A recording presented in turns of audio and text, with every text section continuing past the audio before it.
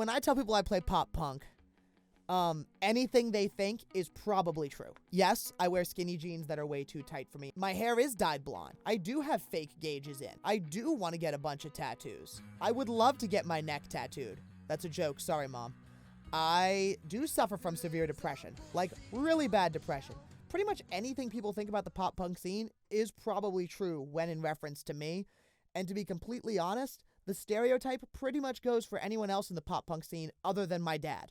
Somebody who battles with tons of anxiety and depression. And, you know, I put a smile on and I get through my day and I'm smiling at shows, but deep down, not just me, a lot of people have a lot of hurt. And I really think music is something that helps people get through that, especially me. A lot of people give me shit about having my dad in the band. And, you know, there's guys who have, like, face tattoos and, you know, there's guys who you wouldn't necessarily think play rock music, you know, like, one thing that I remember is there was this guy who was gay, and he said, you know, it's a little weird that you have a guy who's in your band who's 54 playing drums. And I said, yeah, but isn't it a little weird to be gay and play music, like rock music? And he was like, I guess I see what you're saying there. And that's just kind of the conversation we have a lot with my dad in the band, because people actually love it. We actually have a shirt with him on it and stuff. And, you know, just like there's no problem with someone who's black or white or Asian being in a rock band, there's no problem with having somebody who's gay or straight or bisexual who are in the band, and there's no problem having somebody who's 54 in the band or like 20, as long as they're doing their job, doing their part, and they're good and they still kick ass. Like he kicks ass. He's awesome. I love having him in the band. Everyone loves having him in the band. He's a ton of fun.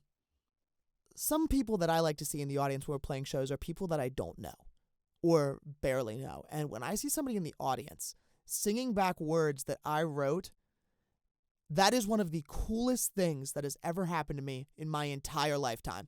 And I've seen some cool shit. I love music for the scene. That's kind of what motivates me. I just love playing music. I like bringing awareness to things. But also, I mean, like everyone else, I like money. I have mouths to feed. My mouth. I'd love for music to work. I'd love to make it so that I can do it for a living and help the community and help stuff. But also, like, man's got to eat, you know? And if what it means is I stay in shape and take my shirt off at shows and sing and have to sell t-shirts and hustle and play festivals and be on the road my entire life, you know, if it keeps my family fed and stops one person from killing themselves, I can safely say that if both of those things happen, if my music saves one life, or I help save one life, and I keep my family fed, I think that that's a life well lived. I had to throw something funny in there because I was about to talk about suicide. It's totally a Will Ferrell line. I totally stole it, but, like, I think it's absolutely fucking hilarious and true.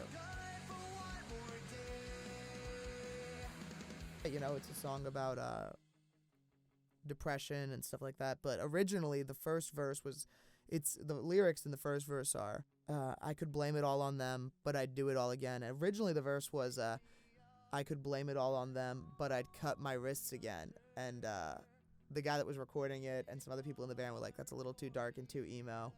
But I really wish that we had put that line into the song, because we sing it live. We don't sing the regular line live. We sing that line live, and I think it just adds an element to the song. Definitely a lot of our music comes from life experiences. On our next record, we have a song called, this isn't announced yet, but it's most likely the title is going to be called Late Nights in Your Prius, and it's a FU song. It has a super cool breakdown, super cool bridge, super cool pre-chorus, super cool chorus, and it's an awesome song, but it's totally written from life experiences and stuff, and I think that makes the best songs, because it just helps people connect to you and feel attached to you in a way that, you know, just writing a pop song doesn't have that connection. That's what I really like about pop punk and emo, is that the songs come from a place of sadness and hurt and grief and pain and longing, and that's what I love about it, is that there's this personal story interwoven with all the songs. Something that I like to live by is never give up, never look down. The people that love you, they need you around. And that's kind of the motto that we wrote that song around and what we try to show at shows.